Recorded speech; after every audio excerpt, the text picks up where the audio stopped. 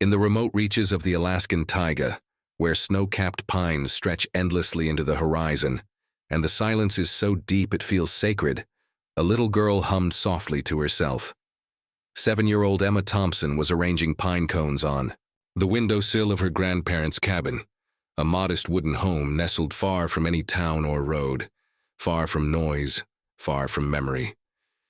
Her fingers moved with quiet focus, lining them up by size and shape. Outside, the wind had begun to rise, brushing against the cabin walls like ghostly fingertips. Inside, a fire crackled steadily, casting long shadows on the wooden floor. Curled, near the hearth lay Shadow, a large German shepherd whose fur had darkened with age but whose eyes remained sharp, always watching. To most, he looked like any other loyal pet, but to Emma, he was everything. He was her guardian, her only confidant. Her voice in a world where she hadn't used her own in 2 long years. Since the accident that took her parents, Emma hadn't spoken a word. Not to her grandparents, not to doctors, not even to herself. But to Shadow, she whispered endlessly. In the quiet of the forest, her voice returned, soft, halting but alive. Her grandparents, Robert and Martha Thompson, had done everything to protect her. A former Army Ranger and a retired nurse, they had carved out a life in the wilderness, homeschooling Emma, hunting for food, and traveling to town only when necessary. To the outside world, they were simply private folks living off-grid. But the truth was, they had come here to escape the echoes of grief, to give Emma a place where the world could no longer hurt her. But even in a place as remote as Winter Creek, danger has a way of finding its way in. The signs came slowly at first. A cough in Martha's chest that wouldn't go away. A storm warning, crackling through the old radio. And then an impossible decision. Robert would have to drive Martha into town to see the doctor. Just for a few hours, they told themselves, Emma would be safe. The snow hadn't started yet. Shadow would be with her, and so they left, promising to return before dark. But the storm came early. It came fast, and with it came 4 men, eyes hollow, boots heavy, and guns drawn, seeking more than just shelter from the snow. Emma was alone, in the cabin when they knocked. But she wasn't defenseless, and neither, it turned out, were the men who thought they could take whatever they wanted from a little girl in the wilderness. Because Emma wasn't alone that night, and neither were the men who came knocking.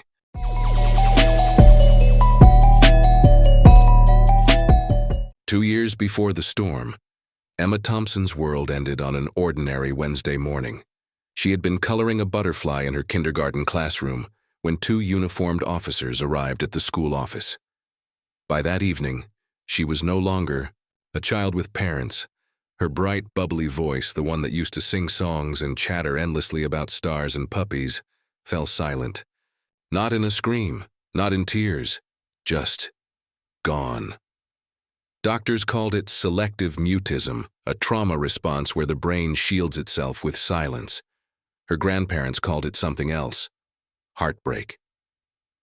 After the funeral, Robert and Martha brought Emma to live with them in Alaska. They sold everything in the city and moved into the cabin Robert had built years earlier, his retreat from the noise of the world. It became a new beginning for all 3 of them, or at least, they hoped it could be. Their days settled into a rhythm shaped by the wilderness, chopping wood, tending to the garden, teaching Emma at home. Martha transformed one room into a classroom, with old textbooks and handmade posters. Robert taught her how to start a fire, track animals, and use a compass. They lived simply, but with purpose, quietly, but not unhappily. But Emma's silence endured, except with Shadow. The German shepherd had once belonged to her parents. He had survived the same car crash that took them. Found dazed but alive in the wreckage, he had stayed by Emma's side in the hospital and hadn't left since. In those first few weeks at the cabin, he rarely let her out of his sight. He followed her to the garden, sat beside her at meals, and curled up on the floor when she read aloud. Not to her grandparents, but to him. To Emma, Shadow was more than a dog. He was safety. He was the only one who didn't expect her to explain. her pain. She didn't have to speak around him, yet somehow she always did. Shadow listened with a stillness that felt more human than canine. Sometimes he tilted his head in response. Other times he nuzzled her hand gently, as if to say, "I hear you." But what the Thompsons hadn't told Emma was that Shadow wasn't just special to her. Robert had seen something in the dog's posture, in the way he assessed every sound, every movement. Something trained, something precise, something left over from a life before the family home, before the crash. Robert didn't ask questions, not at first, but he started watching more closely, testing small commands, and what he saw made his throat tighten with memory. "That dog," Martha would say softly, "is worth more than any alarm system." In a town like Winter Creek, people didn't ask many questions. The Thompsons were known as quiet folks, keeping to themselves, in the woods. That wasn't strange in Alaska. Privacy was sacred, and the wilderness was full of people looking to leave something behind. But even out here, life found a way to interrupt. It started with Martha's cough. Just a tickle at first, harmless. Then the fever came, then the wheezing. By the third day, Robert was pacing the cabin, glancing at the satellite phone, eyeing the skies. "We need to get you to Dr. Miller," he said, kneeling to stoke the fire, his voice low but steady. Outside, the wind whispered secrets through the trees. "The snow is coming. We still have time before it hits," he said, half to himself, but not much. Martha looked toward Emma, who was seated on the rug, reading to Shadow from an old picture book. The dog's head rested on his paws, eyes trained on her face with quiet intensity. "We can't take her with us," Martha whispered. "Not if I'm contagious, and the clinic's no place for her." Robert's jaw clenched. They had never left Emma alone, not once, but this was different. This was urgent. "It's just for a few hours," Martha added gently. "She'll be fine. Shadow will stay." Robert hesitated, then nodded. He crossed the room and knelt beside Emma. "Emma," he said slowly, "Grandma and I need to go into town to get medicine. We'll be back before dark." She looked up. Her eyes, her father's eyes, were wide, but she nodded once. "You'll stay here with Shadow," Robert continued. "Lock the doors after we leave, and remember what I showed you, okay? If anything feels wrong, you go to the special room." Emma didn't speak, but her hand reached for Shadow's collar. Robert kissed the top of her head. "We won't be long." He moved quickly after that, checking windows, locking shutters, stoking the fire to keep the warmth in. He placed the satellite phone on the table, knowing the signal was unreliable in storms, but it was better than nothing. The special room was hidden behind the pantry, a reinforced closet stocked with emergency supplies and a cot. Robert had built it with storms in mind, but Martha had always suspected it had more to do with Robert's military past than snowdrifts. As they prepared to leave, Robert bent down one last time beside Shadow. "Guard," he said softly. Shadow's body shifted subtly. His muscles tensed, his ears flicked toward the door, a soldier responding to command. Satisfied, Robert stood, and then they were gone, leaving tracks in the snow that disappeared faster than anyone expected. By the time they reached town, the storm had arrived, faster, wilder, more violent than any forecast predicted. Back at the cabin, the wind screamed through the trees like a creature in mourning. Emma sat by the fire, Shadow at her side, as darkness fell hours earlier than expected. She didn't need a clock to know something was wrong. She didn't need to hear the engine to know it wasn't her grandfather's truck. And when Shadow rose, to his feet, slow, deliberate, ears pricked, body tense, Emma knew deep in her bones they weren't alone.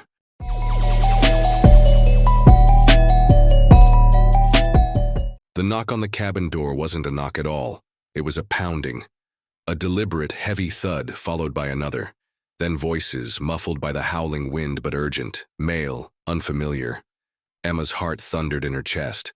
Her hands, so steady with pine cones and books, trembled as she reached for Shadow's collar. The German Shepherd was already moving, placing his body between her and the door, a growl vibrating low in his throat. Without a word, Emma turned toward the pantry. She didn't run. Her movements were careful, precise, like she'd practiced. This 100 times in her mind, she had. With Grandpa, in case of a bear, in case of intruders, in case something happened. Shadow followed her like smoke, silent and quick. Behind the heavy shelf of canned goods and flour bins, Emma found the latch. Her small fingers worked the mechanism.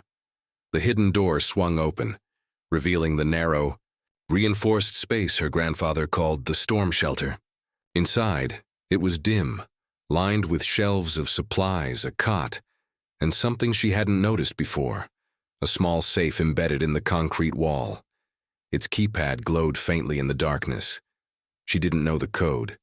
The door to the shelter clicked, shut just as the cabin's front door gave way with a cracking groan of splintered wood. Emma pressed her back to the wall, clutching Shadow's fur. The dog stood perfectly still, ears trained on the world beyond the secret room. His growl had gone silent, but she could feel it, vibrating through his chest like a distant engine. Then came the footsteps, boots on hardwood. Voices. This place is empty. No, fire's still going. They were here recently. A third voice, deeper, more commanding. Check the bedrooms and find that damn safe. Henderson said it would be behind the main fireplace. Emma's breath caught. These weren't lost travelers. They were searching for something. Shadow stayed by the door, his body coiled like a spring. Emma crept deeper into the room. Her eyes scanned the shelves, then landed on a dusty box pushed far into a corner. Inside were papers, folders, old photographs, and a journal. She opened the journal with shaking hands. Her father's handwriting filled the pages, slanted, neat, familiar. Dates, names, military acronyms she didn't understand. Then, drawings, diagrams of dog anatomy, behavioral flowcharts. And one photo, a younger Shadow beside her father sitting at attention like a soldier. Below the picture, words written in bold, deliberate ink. Shadow, age 2, Echo Protocol. Completed. Echo Protocol. Emma didn't know what it meant, but it was clear. Shadow wasn't just trained. He was designed. She flipped to another page, a list of verbal commands and silent hand signals, each one paired with a tactical response. Engage, retreat, misdirect.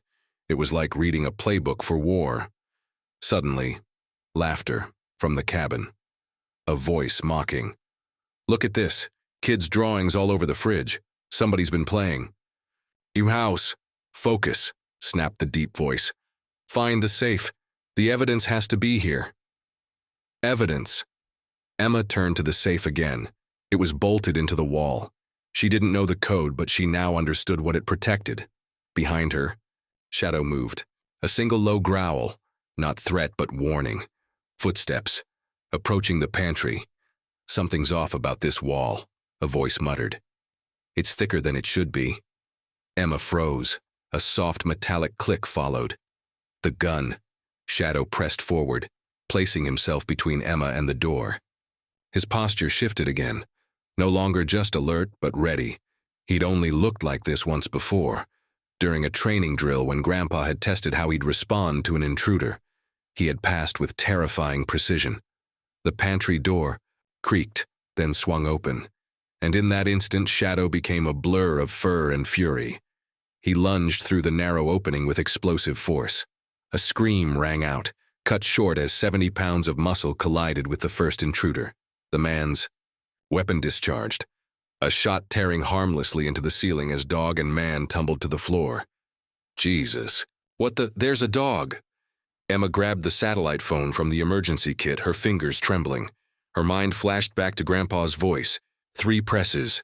Emergency alert. She hit the button. Once, twice, 3 times. Outside, the chaos continued. Shadow had driven one man to the floor, teeth locked around his arm, blood already staining the intruder's jacket. Another man shouted, "Shoot the damn dog!" "No," barked the deep voice. "Look at him, K9 trained, that's military." Silence fell. Then a name. Michael Thompson's handiwork, if I'm not mistaken. Emma's stomach dropped.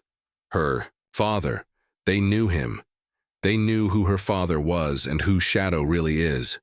The safe. The journal. The intruders weren't here by chance.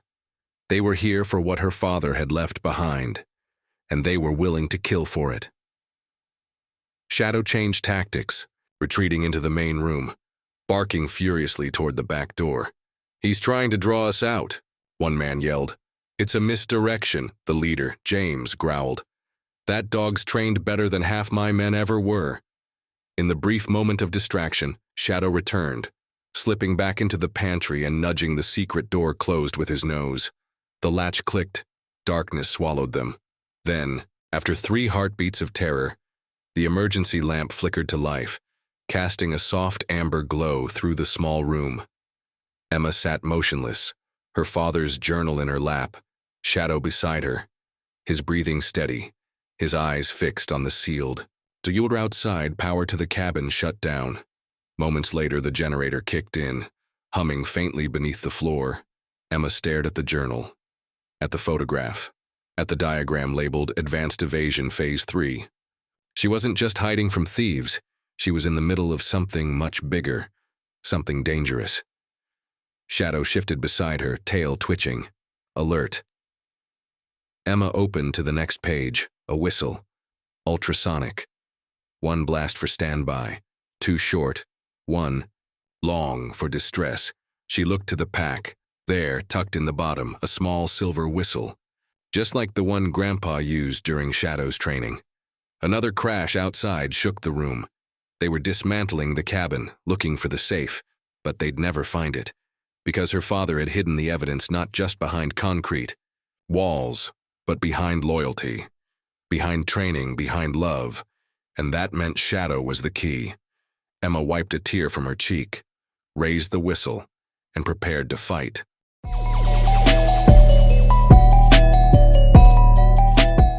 The whistle left Emma's lips in a silent breath, 2 short bursts, 1 long. The metal vibrated faintly in her fingers, though no sound reached her ears. Shadow's reaction was immediate. Outside the secret room, his barking stopped mid-note.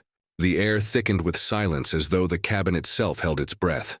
Then the sounds returned, but different now. Faster footsteps, raised voices. "He's running! The dog's making a break for it!" Emma clutched the journal, and the whistle, her heart hammering. Shadow was doing what the manual said: misdirection, confusion, divide the threat. It was her chance. She counted to 50 in her head, like Grandpa had taught her, then cracked the secret door open a sliver. The cabin was empty. The front door hung open, snow swirling through the opening like ghost smoke. Emma slipped out silently. Her boots crunched faintly in the snow as she moved through the storm, heading for the shed. She knew every inch of the path, even half buried. Her coat flapped loosely around her. The journal was tucked into her inside pocket. The whistle hung from a string around her neck. Behind her, the men's shouts faded into the wind. The shed was colder than the cabin, darker. But she knew what to do. She found the latch under the workbench, pulled. The trapdoor opened with a protesting groan. She descended into darkness, breath rising in clouds. The scent hit her first, musky, wild, unfamiliar. Then the sound, soft whimpering. Emma turned on the lantern. In the far corner, 3 wolf cubs looked back at her, eyes wide, bodies trembling. Tiny, gray, with ears too big and paws they hadn't grown into yet. Nestled in old blankets, tucked among wood shavings. And fur. They were afraid. But they didn't growl, didn't hide. One crept forward and Emma understood. Shadow had been disappearing into the forest not to run wild, but to care for them. They weren't pets. They were orphans. Shadow was their protector. Just like he was hers. She barely had time to process the revelation when boots pounded outside. "The tracks lead to the shed."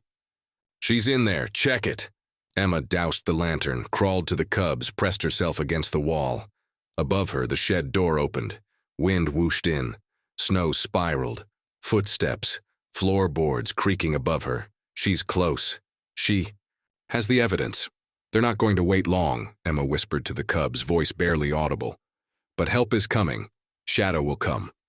The smallest cub nuzzled against her. Then, outside, the night split open. A howl. Long, low, bone deep, not shadow, wild, primal. Another answered. Then a third. Above her, the men stopped moving. What the hell was that?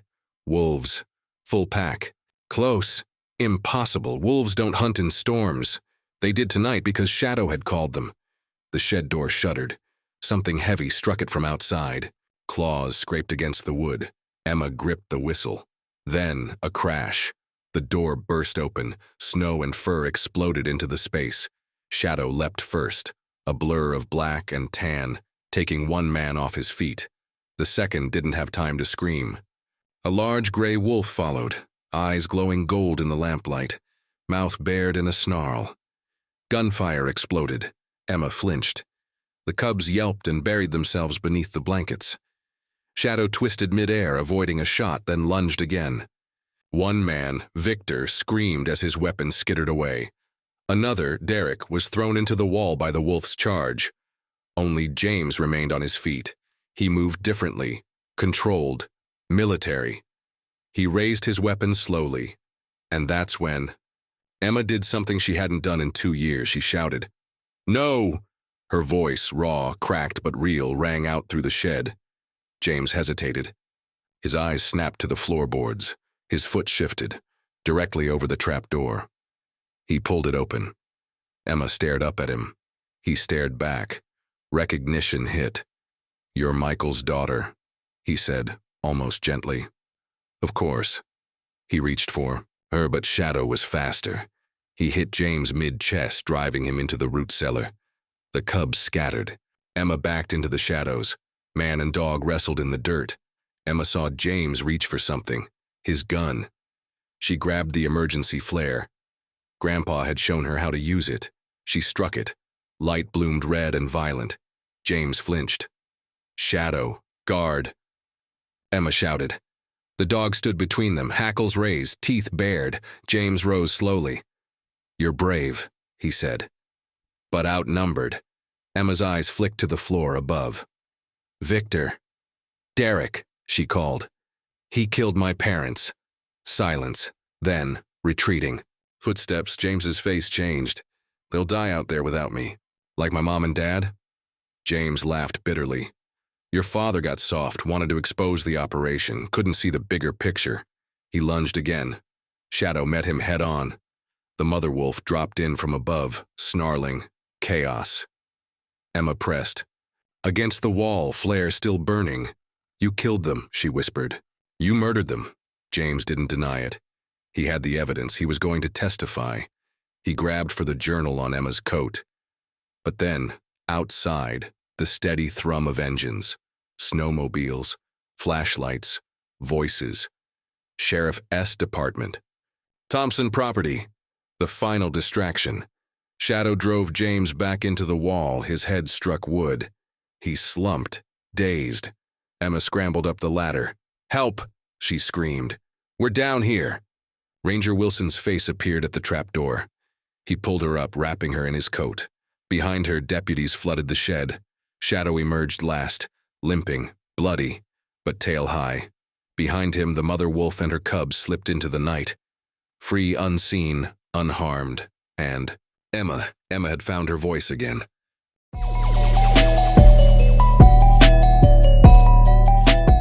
Shadow lay motionless on the makeshift bed of blankets as Dr. Collins worked quickly, her hands steady, even as her eyes flicked with concern. Blood stained his fur, matting around a deep wound in his shoulder. His breathing was ragged, his eyes half-lidded, but he never looked away from Emma. Emma knelt beside him, her small hand resting gently behind his ear, his favorite spot. Her voice, still rough from disuse, barely rose above a whisper. "Please stay with me. I just found my voice. I need you to hear it." Her grandfather stood nearby, arms crossed, jaw clenched as Ranger Wilson and Sheriff Daniels reviewed her father's journal. Pages of notes, dates, names, maps. A timeline that told the truth about James Morrow and the trafficking ring he'd helped run through military channels. "This is federal," Daniels said grimly. "Wildlife trafficking across borders, military corruption, and now, murder." Robert. Thompson didn't reply. His eyes were on Shadow, on the bloodied fur on Emma's pale face. She'd survived, but just barely. A deputy radio crackled. The FBI was en route. A tactical team would retrieve the journal and secure the evidence, but they wouldn't arrive in time to help Shadow.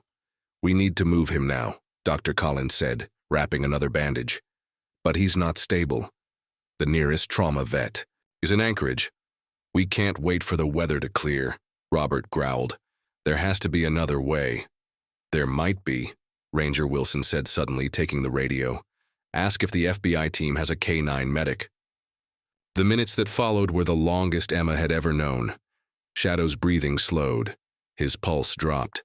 Emma whispered stories to him, her lips barely moving, her fingers never leaving his fur. She told him about the first time he curled up beside her after the accident, about the way he listened to her when no one else could, about how brave he'd been. Outside, the first rays of morning crept over the snow. And then, the sound of a helicopter. The door burst open. A woman in tactical gear strode in, trailed by 2 medics with equipment. "Dr. Melissa Carter, FBI K-9 Medical Unit," she announced. She was already beside Shadow, assessing wounds, issuing orders. "Start fluids. Plasma first, then whole blood. Universal donor. We're losing pressure fast." Emma was asked to step back. She didn't want to, but she understood. She watched as professionals worked with precision, fighting for Shadow's life. Tubes, sensors, the smell of antiseptic replacing blood and fear. 20 minutes passed in blur. Finally, Dr. Carter stood. "We've stabilized. Him for transport." Emma rushed forward as they lifted him onto the stretcher. She bent low, whispered into his ear. "You promised. Don't leave me now." Shadow's eyes flickered. His tail twitched. Barely, but enough. Emma cried openly as the helicopter lifted him into the air. Then he was gone. The cabin was quieter than it had ever been. Even with the sheriff's men gathering evidence, the FBI agents moving in and out, Emma felt alone. She curled in a chair by the fire, clutching the journal. Her voice came stronger now when she spoke to her grandmother on the satellite phone.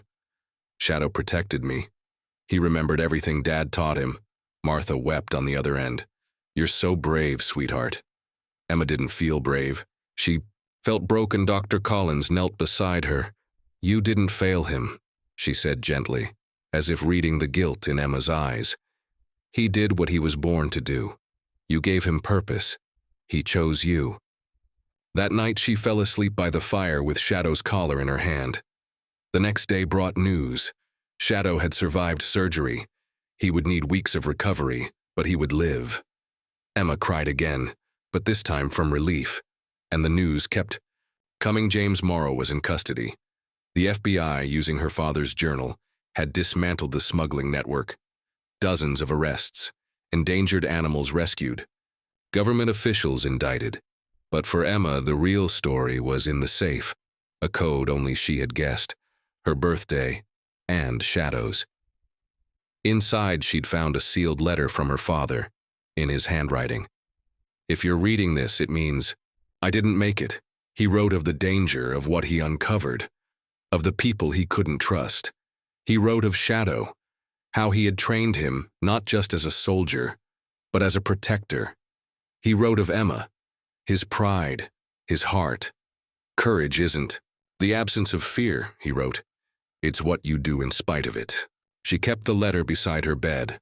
When Shadow returned weeks later, still limping but whole, the reunion was silent, wordless, powerful.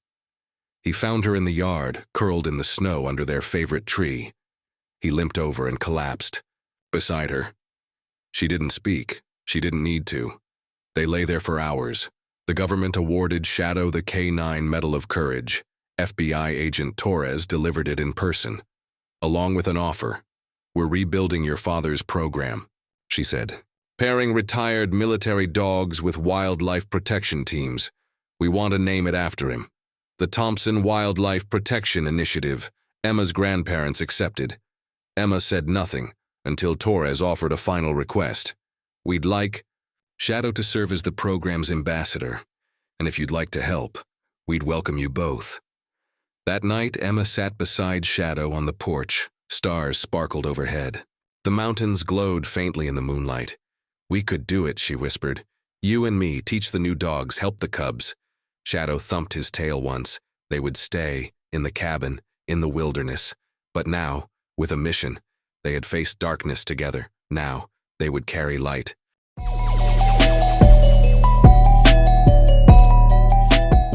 The snow had begun to melt.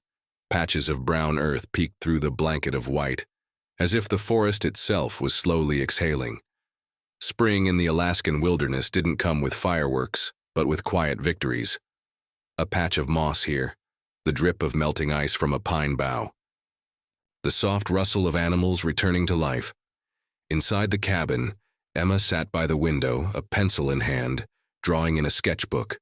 The page showed a wolf pup curled beside a German shepherd, their eyes closed, their sides touching. Above them, she had written in soft block letters, "Guardian's shadow lay nearby, his body leaner now but healing." Scars traced his side like silver threads, markers of a night that had changed everything.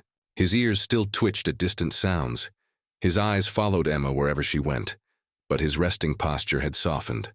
Not from age, from peace. There was no more running, no more hiding. Only the slow rebuilding of a life nearly shattered, and a promise to carry forward what was lost. Outside, the trees stood tall against the breeze. Somewhere beyond the tree line, wolves watched from the shadows. Wild, cautious, but no longer strangers. Neighbors. The FBI's new wildlife initiative had begun its first training rotation outside Anchorage. Shadow's photo hung in the lobby. Emma's drawing, Guardians, was printed on the first official brochure. Agent Torres had offered Emma a formal internship when she turned 16. Emma had nodded slowly, but something in her eyes already said yes. And the cabin, it remained. Robert built stronger locks. Martha taught Emma how to preserve herbs and cook venison stew without needing to ask. And every few weeks they hosted quiet visitors. Biologists, rangers, trainers, people connected to the mission her father had once begun in secret. Emma still didn't talk much, but when she did, people listened.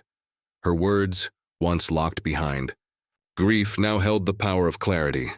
She didn't speak to fill space. She spoke to say something real, and Shadow, always at her side, listened like he always had. One evening, as the sun dipped behind the mountains, Emma stood on the porch watching the sky turn amber. She held the whistle around her neck, fingers brushing its smooth surface. Behind her, Shadow stirred, and far off in the woods, a single howl rose, then another, then silence. But this time, the silence wasn't empty. It was full of memory, of legacy, of something wild and ancient that couldn't be captured but could be protected. Emma turned, smiling faintly. She didn't know what tomorrow would bring, but she knew this. She was ready. Shadow was ready. And deep in the wilderness, not everything had been answered. Not every secret uncovered. Not every danger extinguished. So as night fell and the stars lit the sky once more, one story came to a close, and another waited to begin.